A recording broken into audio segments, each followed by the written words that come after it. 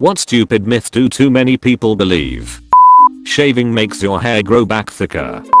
That human beings only use 10% of their brain.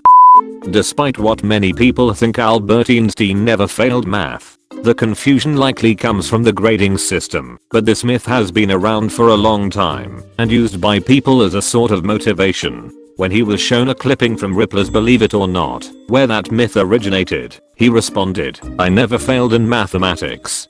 Before I was 15 I had mastered differential and integral calculus. That blood is blue in your veins, but turns red when exposed to the air. Total bullshit. Blood is always red, it just goes from dark crimson to bright, almost pink depending on how much oxygen is present in your blood. The blue color of your veins is just that, the color of the vein tissue. If someone persists, ask them what color the blood is when they have it drawn, because it's not in contact with the air. Hint, it's red."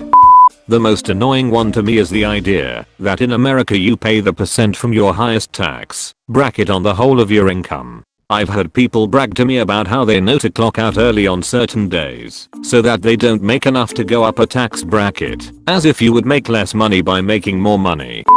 If birds eat rice their stomachs explode. This was started by the church because people were slipping on the rice and getting hurt. People think that if you ask an undercover cop is there an undercover cop, they have to tell the truth. An undercover cop does not have to reveal that they are a cop, even if the person asks. Too many people believe that porcupines can shoot their quills when they actually have to jab you with their quills. That you have to wait an hour after eating to swim. That companies value your hard work when you consistently go above and beyond. If you put in 100% effort all the time, congrats. That's your baseline. You can suck venom out of a snake bite. Astrology. The amount of people I know that legitimately believe in astrology is mind-blowing. Not a single one of them can explain how it works either, other than well a few times it was right, and it was right for my friend too, and she met her husband who's a Libra, and they are perfect for each other.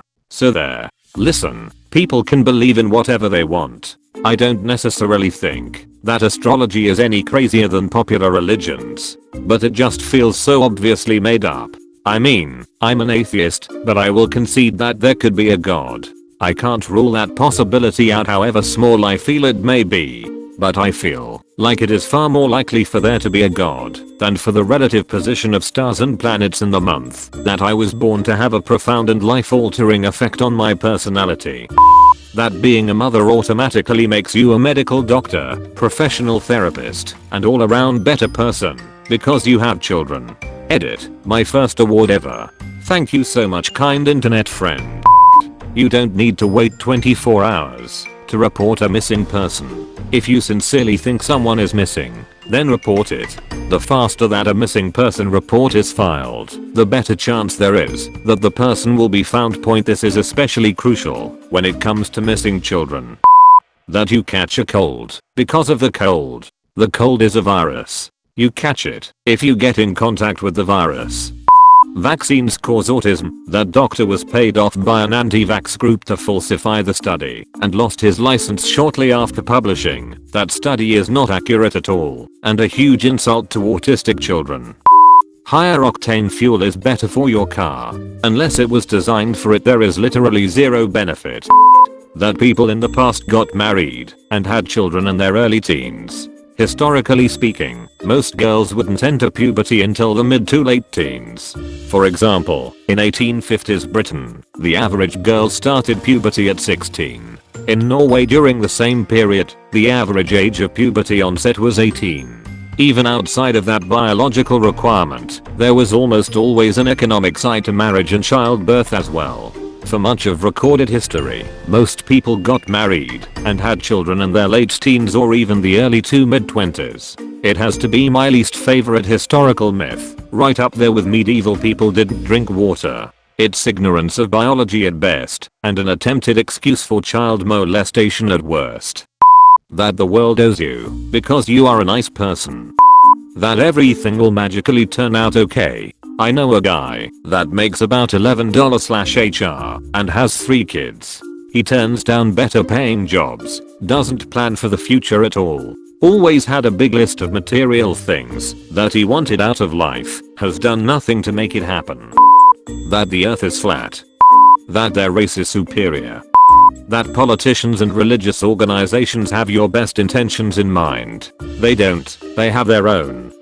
That all LGBTQ+ people dress gay, or are visibly distinguishable from the rest of society, or have to talk a certain way. The reality is everyone probably walks by multiple LGBTQ+ folks on a daily basis, and never have a clue, because we aren't obligated to out ourselves to the world.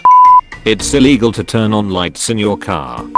That depression is just being sad, or being down, and that someone with depression can just stop being depressed anytime. That chocolate milk comes from brown cows. Seriously, how ducking stupid do you have to be? People didn't smile in old photographs because the shutter speeds were too slow. It was never that slow. Even early on, a portrait took only a matter of seconds to expose. People didn't smile in portraits because it was unfashionable to do so at the time. That's it. Nevertheless, there are many examples you can Google of people being caught smiling, but these would not be the shots chosen to hang on one's wall. That old people are smarter just for being old. That because wrestling is predetermined everything is fake and they never get hurt. Goldfish have short-term memory. Actually, goldfish can remember things up to a year. Spot reduction of fat. People think that doing sit-ups will burn fat around your belly area.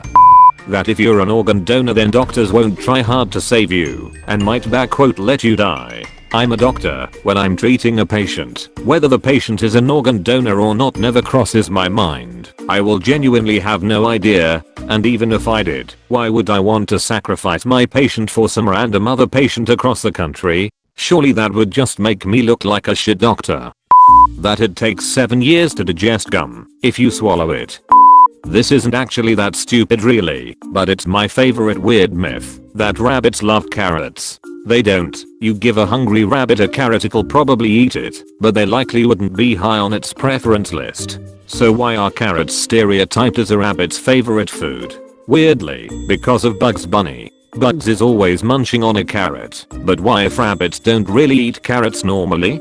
Because he was created in 1938, and that particular quirk was a parody of Clark Gable's character from the 1934 movie It Happened One Night, who had a famous scene being a wiseacre while munching on a carrot. The movie is mostly forgotten today, but was a huge hit at the time.